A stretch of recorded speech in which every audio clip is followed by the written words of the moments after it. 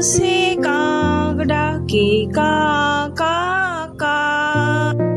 বনেতে শেয়াল ডাকে হুক্কা হুয়া, বনেতে শেয়াল ডাকে হুক্কা হুয়া। ময়রার দোকানে আছে অনেক মিঠাই, রাশি রাশি হাঁড়ি ভরা রসমালাই।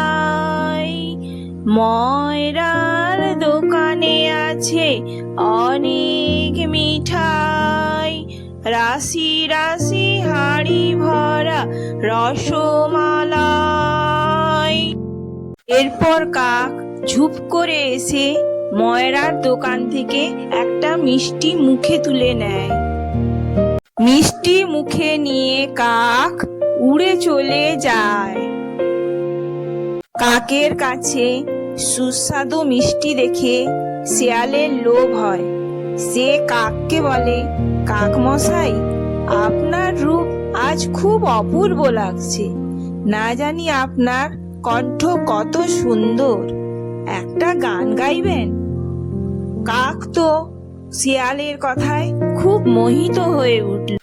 এবার কাক শিয়ালের প্রশংসায় মোহিত হয়ে তার কর্কশ স্বরে ডেকে উঠল, কা কা কা। কা কা করার সাথে সাথে কাকের মুখের মিষ্টি নিচে পড়ে গেল, আর শেয়াল সাথে সাথে মিষ্টি মুখে তুলে নিল।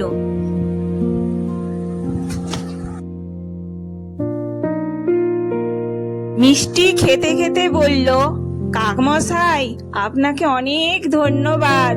কি মিষ্টিটা কি সুস্বাদু! আহা আহা, কি সুস্বাদু! হা হা হা, কি কেমন লাগছে?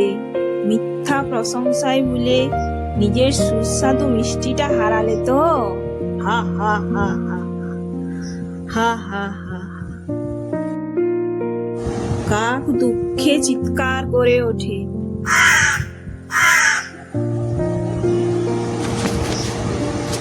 মনে মনে বলে, এ আমার বড় শিক্ষা হয়েছে। আজকের গল্পটা যদি ভালো লেগে থাকে তাহলে ভিডিওটি লাইক করুন, শেয়ার করুন এবং আমাদের চ্যানেল পিউ পিন্টু কিডস গল্প সাবস্ক্রাইব করুন। আবার দেখা হবে নতুন একটা সুন্দর গল্প নিয়ে। টাটা।